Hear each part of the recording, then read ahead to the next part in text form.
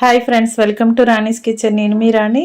ఈరోజు చాలా టేస్టీగా బ్రేక్ఫాస్ట్ రెసిపీ చూద్దాం. బ్రేక్ఫాస్టే కాదండి, టీ టైమ్ స్నాక్స్ రెసిపీ అని కూడా అనొచ్చు. ఎలాంటి మైదా పిండి కానీ గోధుమ పిండి కానీ వాడాల్సిన పని లేకుండా అప్పటికప్పుడే మినపప్పు నానబెట్టి రుబ్బుకోవాల్సిన పని కూడా లేదండి. అప్పటికప్పుడే చాలా సింపుల్గా టేస్టీగా ఈ స్నాక్స్ అనేవి చేసుకోవచ్చు. ఆ ప్రాసెస్ అంతా చూద్దాం. వీడియోని ఫస్ట్ నుంచి లాస్ట్ వరకు చూడండి, మధ్య మధ్యలో స్కిప్ చేయకుండా చూడండి. సింపుల్గా పొటాటోతో ఈ చిన్న పునుకులు అనేవి చేసుకోవచ్చు. ప్రాసెస్ అంతా మీకు ఇంట్రెస్ట్గా అనిపిస్తుంది. వీడియోని స్కిప్ చేయకుండా చూడండి. అలాగే ఛానల్ని ఫస్ట్ టైం చూస్తున్న వారు సబ్స్క్రైబ్ చేసుకుని పక్కనే ఉన్న బెల్ బటన్ క్లిక్ చేయండి. నేను పెట్టబోయే రెసిపీస్ అన్నీ మీ ఫోన్కి డైలీ నోటిఫికేషన్కి వస్తాయి.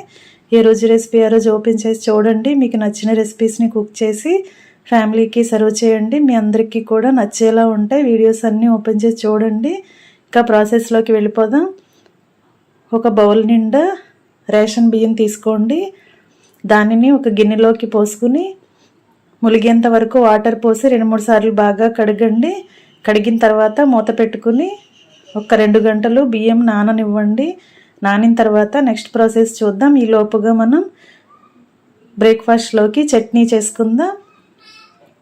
1 కప్పు ఫ్రై చేసుకున్న పల్లీలు తీసుకోండి. 1/2 కప్పు పుట్నాల పప్పు తీసుకోండి. మీ ఘాటుకి తగ్గట్టుగా పచ్చిమిర్చిని ఆయిల్లో ఫ్రై చేసుకుని తీసుకోండి. ఇవన్నీ కూడా మిక్సీ జార్లో వేసుకుని టేస్ట్కి సరిపడా సాల్ట్ వేసుకుని ముందుగా దీనిని పౌడర్లా గ్రైండ్ చేయండి. తర్వాత వాటర్ని యాడ్ చేసి మెత్తని పేస్ట్ లాగా గ్రైండ్ చేయండి. ఈ విధంగా గ్రైండ్ అవ్వాలి. ఇప్పుడు టేస్ట్ చూసుకోండి. సాల్ట్ టేస్ట్ చూసుకొని మీ టేస్ట్కి తగ్గట్టుగా యాడ్ చేసుకోండి. ఇలా గ్రైండ్ అయిన చట్నీ అంతా కూడా బౌల్లోకి తీసుకోండి. ఇప్పుడు కళాయిలో 1 టేబుల్ స్పూన్ ఆయిల్ వేసుకుని పచ్చిశనగపప్పు, మినపప్పు, ఆవాలు, జీలకర్ర, ఎండుమిర్చి ముక్కలు, వెల్లుల్లి రబ్బలు, కరివేపాకు వేసుకుని తాళింపు రెడీ చేసుకోండి. అదంతా బాగా ఫ్రై అయిన తర్వాత ఈ పోపు అంతా కూడా చట్నీలో వేసుకుని చట్నీని రెడీ చేసుకోండి. చట్నీ రెడీ అయిపోయింది కదా, అది గిన్నెకు మూత పెట్టుకుని పక్కన పెట్టండి. ఇప్పుడు పునుకులు అనేవి స్టార్ట్ చేద్దాం. పునుకులకి ప్రాసెస్ అనేది చేద్దాం. ఒక బంగాళదుంపతో చాలా సింపుల్గా ఈ పునుకులు అనేవి చేసుకోవచ్చండి. ఒక దుంపను తీసుకుని శుభ్రంగా కడిగిన తర్వాత 4 ముక్కలుగా కట్ చేసుకుని ఒక గిన్నెలోకి వేసుకోండి. 1 గ్లాస్ వాటర్ పోసుకుని 1/2 టీ స్పూన్ సాల్ట్ వేసుకోండి. గిన్నెకు మూత పెట్టుకుని కుక్కర్లో పెట్టి 3 విజిల్స్ వచ్చేంత వరకు ఉడికించండి. ఉడికిన తర్వాత చూద్దాం. ఇలా 2 గంటల తర్వాత బాగా నానిన బియ్యాన్ని చూసినట్లయితే సాఫ్ట్గా మెత్తగా నానిపోయాయి. దీనిని 2 సార్లు బాగా కడగండి. వాటర్ అన్నీ కూడా తీసేసుకుని బియ్యం మాత్రమే మిక్సీ జార్లోకి వేసుకోండి. ఇలా బియ్యం అన్నీ కూడా వేసుకుని ఒక 1/2 టీ గ్లాస్ వాటర్ పోసుకోండి. ఇలా నేను చూపించిన విధంగా మాత్రమే కొంచెంగా పోసుకుని దీనిని మెత్తగా వీలైనంత ఫైన్ పేస్ట్ లాగా గ్రైండ్ చేయండి. గ్రైండ్ అయిన తర్వాత ఇలా ఉడికించిన బంగాళదుంపని కూడా వాటర్ అన్నీ తీసేసుకుని పైపీలంతా ఓపెన్ చేసుకోండి. ఇప్పుడు బాగా మెత్తగా నలిగిన బియ్యం పిండిలోకి ఇలా ఉడికించి పొట్టు తీసుకున్న బంగాళదుంపను వేసేసుకోండి. ఇలా 2 ముక్కలుగా చేసుకుని మిక్సీ జార్లో వేసుకోండి. అదే బియ్యం పిండితో దుంప కూడా బాగా మెత్తగా నలగాలి. వాటర్ అనేవి అస్సలు యాడ్ చేయొద్దండి. దుంపలో ఉన్న తేమతోనే పిండి బాగా నలిగిపోతుంది.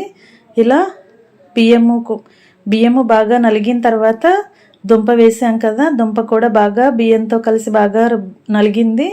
ఈ పిండి మిశ్రమం అంతా గిన్నెలోకి వేసుకున్నాం కదా. ఇప్పుడు పిండిలోకి కావాల్సిన ఇంగ్రీడియంట్స్ అండి: సన్నగా తరిగిన ఉల్లిపాయ ముక్కలు, సన్నగా తరిగిన పచ్చిమిర్చి ముక్కలు, సన్నగా తరిగిన అల్లం ముక్కలు, కొత్తిమీర, కరివేపాకు తీసుకోండి. ఇవన్నీ కూడా రుబ్బుకుని పెట్టుకున్న పిండిలోకి వేసేసుకోండి. ఉల్లిపాయ ముక్కలు మీకు నచ్చితే వేసుకోండి, నేను వేయలేదు. ఉల్లిపాయ ముక్కలు వేసుకున్నా కూడా టేస్ట్ చాలా చాలా బాగుంటాయి. ఇప్పుడు టేస్ట్కి సరిపడా సాల్ట్ వేసుకుని మనం వేసిన ఇంగ్రీడియంట్స్ అన్నీ కూడా పిండిలో కలిసేంత వరకు బాగా కలపండి. ఒక 1/2 టేబుల్ స్పూన్ జీలకర్ర కూడా వేసుకుని పిండిని బాగా కలిపి సాల్ట్ టేస్ట్ చూసుకుని మీ టేస్ట్కి ఉందో లేదో తగ్గట్టుగా ఉందో లేదో చెక్ చేసుకుని పిండిని ఇలా బాగా ఒక 10 నిమిషాలు బాగా బీట్ చేస్తూ కలపండి. కలిపిన తర్వాత డీప్ ఫ్రైకి సరిపడా ఆయిల్ పెట్టుకుని స్టవ్ ఆన్ చేసి కళాయి స్టవ్ మీద పెట్టుకుని ఆయిల్ కాగించండి. ఇప్పుడు కొంచెం కొంచెంగా పిండిని స్పూన్తో ఇలా తీసుకుని కళాయిలో చిన్న చిన్న పునుకుల్లాగా వేసుకోండి. కొత్తగా వంట నేర్చుకునే పిల్లలైతే ఇలా స్పూన్తో పునుకులు అనేవి వేసుకోవచ్చండి.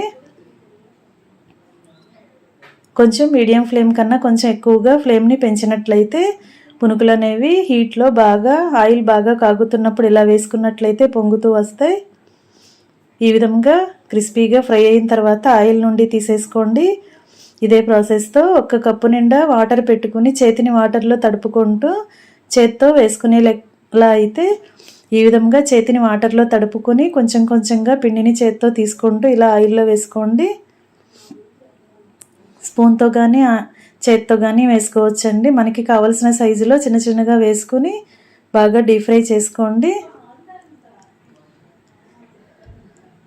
ఫ్రెండ్స్, ఇడ్లీ పిండి కానీ దోశల పిండి కానీ లేనప్పుడు అప్పటికప్పుడే 1 గంటలో బియ్యం నానబెట్టుకుని బంగాళదుంప ఉడికించుకొని చాలా సింపుల్గా సాఫ్ట్గా టేస్టీగా ఉండి చిన్న పునుకులు అనేవి చేసుకోవచ్చు. ప్రాసెస్ అంతా చాలా సింపుల్గా అనిపిస్తుందండి.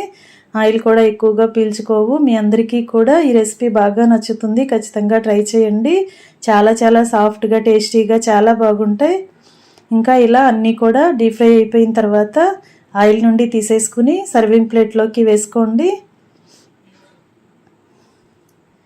ఆయిల్లో వేసిన వెంటనే చాలా పొంగుతూ చాలా టేస్టీగా క్రిస్పీగా వచ్చేయండి.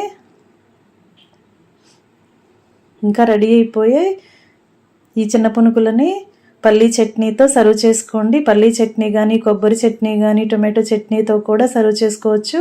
మీరు చిన్న పునుకుని ఓపెన్ చేసి చూసినట్లయితే ఇలా లోపల చాలా గుల్లగుల్లగా వచ్చాయి కదా.